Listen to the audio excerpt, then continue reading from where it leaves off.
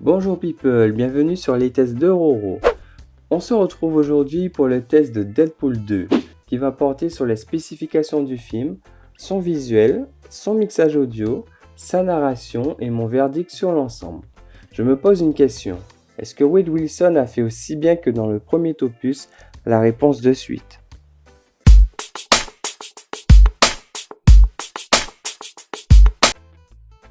Le film est distribué par la 20th Century Fox pour une définition Full HD, soit 1920 par 1080p encodé en MP4 AVC.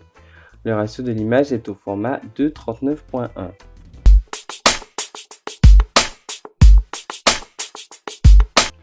Deadpool, personnage à l'humour farfelu, nous livre un solide transfert pour des visuels de qualité, du moins en matière de définition, de netteté, avec des contrastes forts et aux couleurs vivantes. Mais là où le bas blesse vraiment, ce sont les CGI, c'est parfois inacceptable, tellement c'est mal incrusté. On se croirait sous une modélisation en low poly, pauvre en texture, et sur le support Blu-ray, ça pardonne encore moins. C'est vraiment curieux qu'on se retrouve avec ce type d'effet numérique et j'insiste là-dessus. On se dit pas ok ça passe, mais comment ils ont laissé cela en l'état? Bien sûr, les CGI ne font pas l'identité artistique d'un film, mais aujourd'hui, il reste important que ceux-ci soient bien intégrés.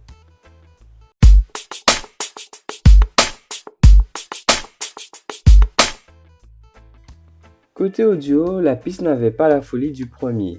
Ici, l'ensemble était plus dans la retenue, mais elle reste suffisamment nerveuse pour les actions du film. Il faut souligner une jolie exploitation des canaux surround pour faciliter l'immersion. Même chose pour la piste LFE. Elle ne fait pas dans la surenchère, mais j'aurais tout de même apprécié un peu plus de présence par moment.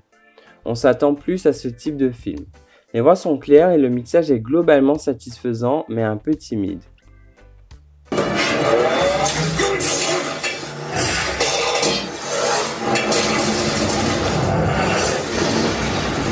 Ce flingue, je l'adore!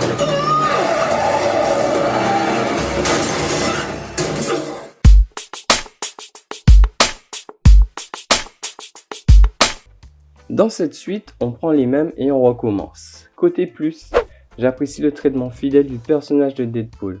De même pour les événements qui se passent en début de film qui permet de nous présenter en Wade Wilson sous un autre aspect. Alors bien qu'ils aient élargi le casting via la X-Force, on retombe dans les travers du premier opus. Il faut aimer des vannes à outrance et les situations les plus gênantes. Sauf qu'ici, le film est plus long. Bien sûr, c'est un choix pleinement assumé. Mais je pense quand même qu'il y avait peut-être un équilibre à trouver. Ça reste un pari réussi et un bon divertissement.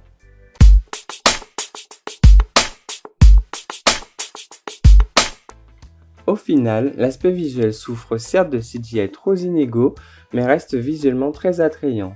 Le mixage audio pouvait offrir davantage et la narration ne chamboule pas les codes, mais n'en est pas moins une suite réussie. Mention recommandée.